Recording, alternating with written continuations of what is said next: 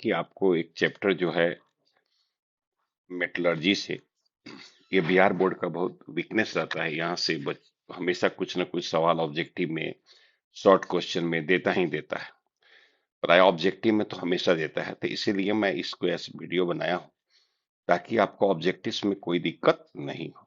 ठीक है, तो आप जानते हैं कि जो एलिमेंट्स है आपका, वो एलिमेंट्स नेचर में दो रूप से पाया जाता है, एक नेटिव स्टेट और एक कंबाइंड स्टेट। नेटिव स्टेट क्या कहते हैं? मुक्त अवस्था। मुक्त अवस्था में एक होता है संयुक्त अवस्था में। तो जो मुक्त अवस्था में पाया जाता है वह एलिमेंट्स पाया जाता है जिसका रिएक्टिविटी जो होता है काफी कम होता है, उस पर एयर का, वाटर का, कार्बन डाइऑक्साइड का कोई इफेक्ट नहीं होता है। तो वह पाया जाता है मुक्त अवस्था में। तो नॉर्मली पूछ देता है कि निम्नलिखित में से कौन से तत्व मुक्त अवस्था में यानी नेटिव स्टेट में पाए जाते हैं। तो यहाँ पर ये हमने कुछ आपको यह एलिमेंट्स दिया है, कॉपर, सिल्वर, गोल्ड, प्लेटिनम। ये सब मुक्त अवस्था में पाए जाते हैं, सब मेटल्स हैं।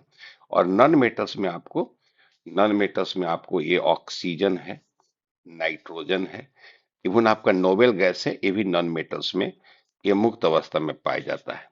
लेकिन वहीं आप देखिए यहाँ पर जो हमारा संयुक्त अवस्था है, संयुक्त अवस्था जिसकी सक्रियता काफी अधिक होती है, जो काफी ज्यादा सक्रिय होता है, वह किसी न किसी दूसरे तत्व के साथ संयोग करके उसके साथ रहता है, जिसको कहते हैं संयुक्त अवस्था। तो उसमें हमारा ये अल्कली मेटल्स है, क्षारीय धातु है।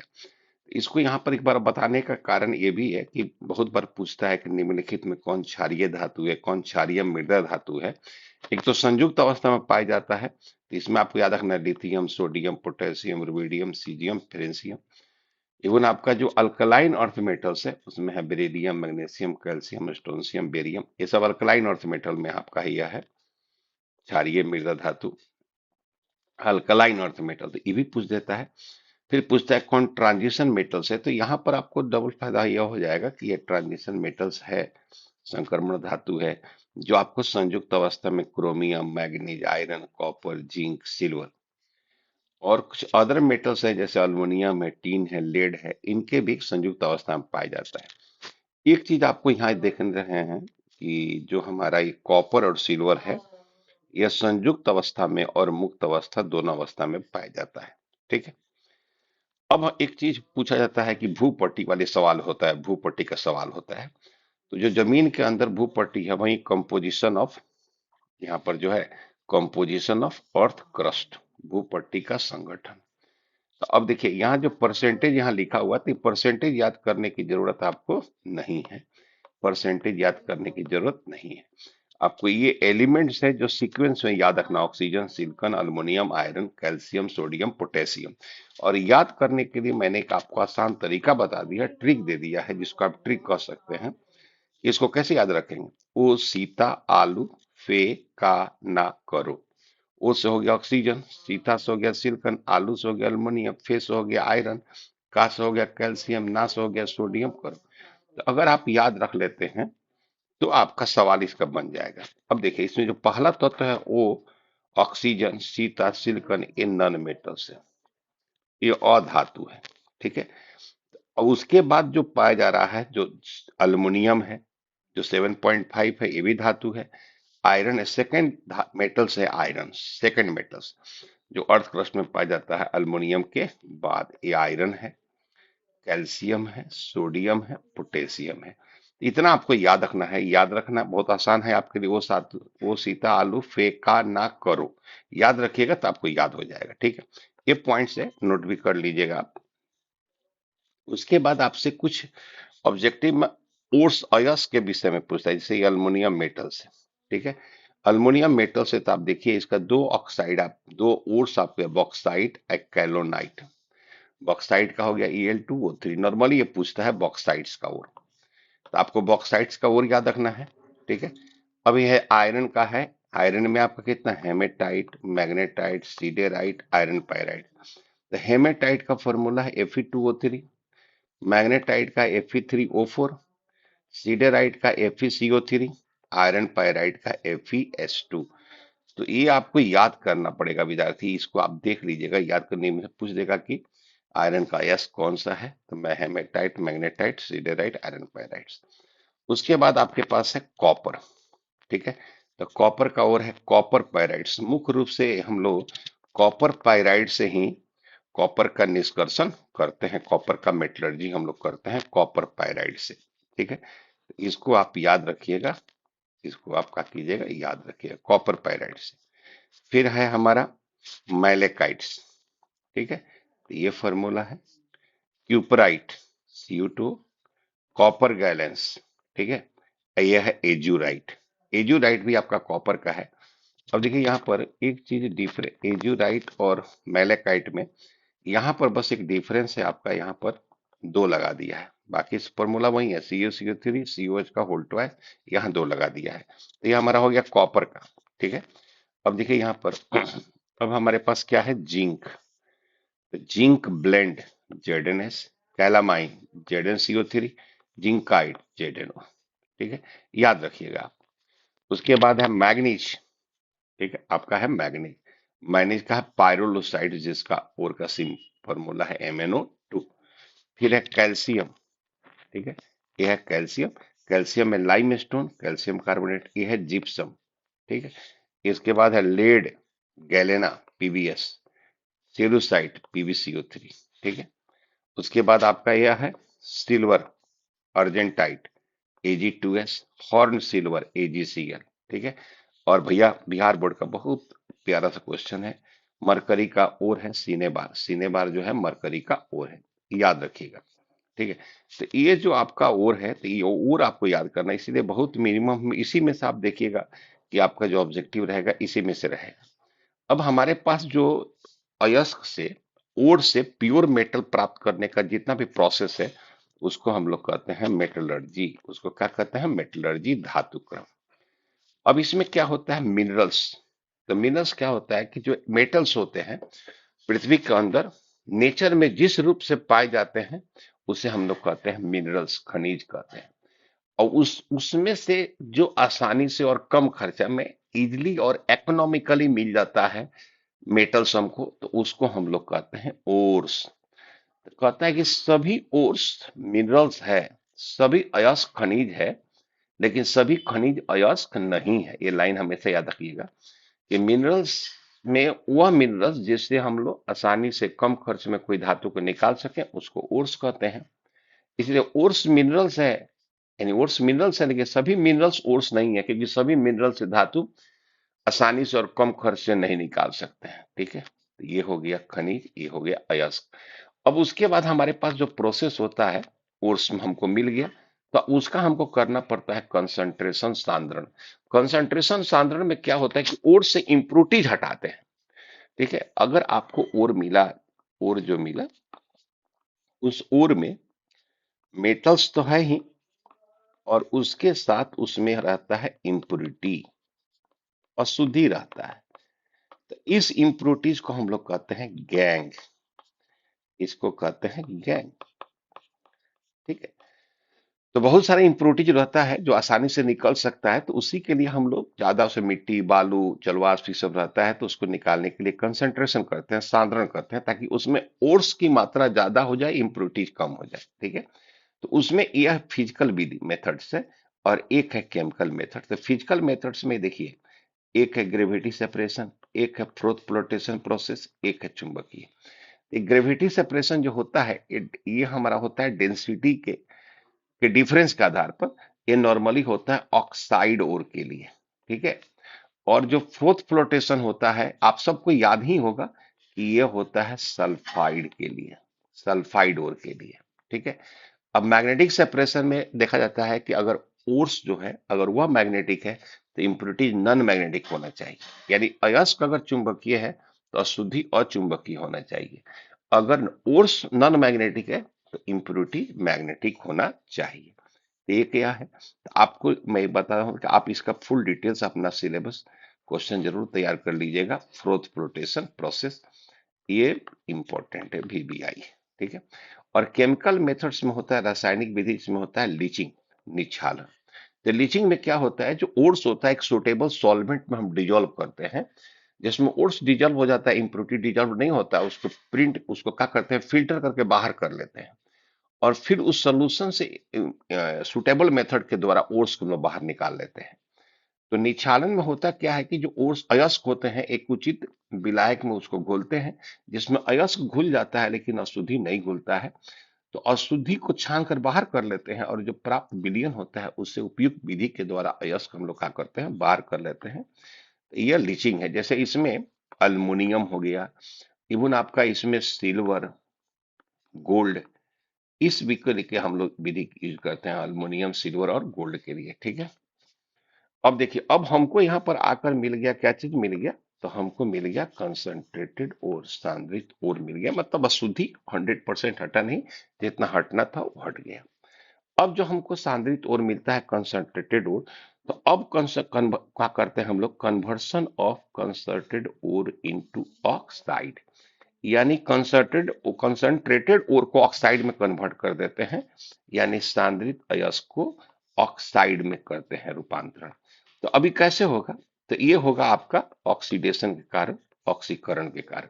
तो ऑक्सीकरण में एक है कैल्सिनेशन, एक है रोस्टिंग, इसको कहते हैं निष्ठापन और इसको कहते हैं जारण। तो यहां पर क्या होता है, दोनों परिस्थिति में ओर्स को, जो अयस्क होते हैं, उसके मेल्टिंग पॉइंट के नीचे, गलनांक के नीचे गर्म करते हैं। ठीक है। इसको एक फर्नेस में हम लोग रखते हैं। फर्नेस में, फर्नेस का बनावट कुछ इस तरह से होता है। यहाँ पर भट्टी रहता है और यहाँ पर बेटा विंडो लगा रहता है, विंडो, और यहाँ पर कोयला जला देते हैं और जो ओर्स होता है अयस्क उसको यहाँ रखते हैं। और जब यहाँ पर काफी हाई हीट देते हैं, अगर इस जंगला को बंद कर दिया, विंडो बंद कर देंगे, यहाँ पर यह विंडो का कि हम बंद कर दिए यह विंडो, तो इसके अंदर जो भी ऑक्सीजन है हाई हीट के कारण बाहर निकल जाएगा। ठीक है। अब यहाँ ऑक्सीजन रहेगा नहीं, चाहे रहेगा तो काफी कम अमाउंट्स में रहेगा। तो उस स्थिति को हम लोग कहते हैं कैल्सिनेशन, उसको कहते हैं निस्तापन। जब ओट्स को एयर के ऑब्सेंस में या लिमिटेड सप्लाई ऑफ एयर में हीट करते हैं बिलो मेल्टिंग पॉइंट्स, तो वह हम लोग कहते हैं कैल्सिनेशन। लेकिन अगर हम लोग इसी का करें कि इसके विंडो को क्या करें, खोल दे, इसके विंडो को हम क्या करें, खोल दे, तो यह विंडो खुल गया, विंडो खुल गया। अब इसमें ऑक्सीजन जाएगा और ऑक्सीजन के प्रेजेंस में अगर ओट्स को हीट करते हैं उसके मेल्टिंग पॉइंट के नीचे, तो उसको कहते हैं रोस्टिंग। नॉर्मली यह यूज करते हैं हम लोग कार्बोनेट के लिए, यह यूज करते हैं हम लोग कार्बोनेट ओर के लिए। ठीक है। यह यूज करते हैं कार्बोनेट के लिए। ठीक है। और यह यूज करते हैं सल्फाइड के लिए। ये क्या करता है, कार्बोनेट से ऑक्साइड बना देता है और यहां भी सल्फाइड ऑक्साइड में बदल जाता है। ठीक है। अब यहाँ जो कैल्सिनेशन है एयर के एब्सेंस में और रोस्टिंग एयर्स के प्रेजेंस में, लेकिन दोनों प्रोसेस जो होता है मेल्टिंग पॉइंट के नीचे। तो डिफरेंस पूछता है, इसको आप तैयार कर लीजिएगा। मैं ये थोड़ा सा वीडियो जो बना रहा हूं ताकि आपको एक सीक्वेंस बता दूं इसमें कैसे कैसे होता है। तो अब हमको यहाँ जो मिलेगा वो मिलेगा मेटल ऑक्साइड, और उस मेटल ऑक्साइड को कन्वर्ट करना है मेटल में, यानी conversion of metal oxide into metal, यानी धातु ऑक्साइड का धातु में रूपांतरण। ठीक है। अब ऑक्साइड, धातु ऑक्साइड का धातु में नहीं रूपांतरण, यानी ऑक्सीजन हटाना है, तो ऑक्सीजन हटाना है तो उसको हम लोग कहते हैं रिडक्शन, अवकरण या अपचयन, इसको कहते हैं अपचयन। ठीक है। अब इसमें क्या होता है, अपचयन में हमको रिड्यूसिंग एजेंट चाहिए, अपचायक चाहिए जो ऑक्सीजन को हटा सके। अब उसमें यहाँ देखिए कार्बन या कार्बन मोनोऑक्साइड लेते हैं जो हमको iron, copper, lead, tin, zinc, magnesium, cobalt में यूज होता है। ठीक है। उसके बाद हमारे पास है, यहाँ पर देख लीजिए, अब अगर और कारक हम लेते हैं सोडियम, अल्मोनियम, मैग्नीशियम, हाइड्रोजन, तो ये भी अपचायक का काम करता है। किसे किसके लिए, मैग्नीज के लिए, क्रोमियम के लिए, टिटेनियम के लिए, मोलिब्डेनम के लिए, टंगस्टन के लिए। और हम लोग यूज करते हैं क्या चीज, कार्बन मोनोऑक्साइड और हाइड्रोजन निकेल के लिए। और एक और बहुत इंपॉर्टेंट जो सवाल है जो पूछता है बिहार बोर्ड में, सेल्फ रिडक्शन, स्व अवकरण। तो जैसे लेड है, मरकरी है, कॉपर है, इसका खुद का और अपने ऑक्साइड को क्या करता है, रिड्यूस कर देता है, खुद का अयस्क अपने ऑक्साइड को अवकृत कर देता है। ठीक है। तो पूछता ये भी है कि निम्नलिखित में किसका सेल्फ रिडक्शन होता है। तो जो हम आपको यहाँ पर दे दिया है ना, तो इस वीडियो को आप तेजी से देखेंगे तो आपको समझ में आ जाएगा। ऑब्जेक्टिव जब भी आएगा तो बन जाएगा इसमें से, और आप देखिएगा हमेशा ऑब्जेक्टिव आएगा। एक पूछता है स्मेल्टिंग, परागलन। होता क्या है कि यहां तक अवकरण कराने के बाद ठीक है। जब हम अवकरण से पहले जब हम लोग आते हैं, अवकरण कराने से पहले का बात है।